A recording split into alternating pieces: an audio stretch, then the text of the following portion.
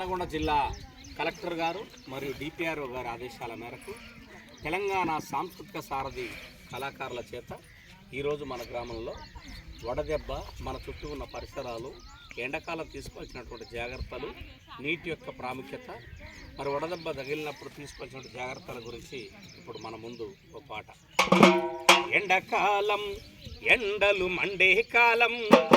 ఈ మంటలతో బండలన్నీ పగిలే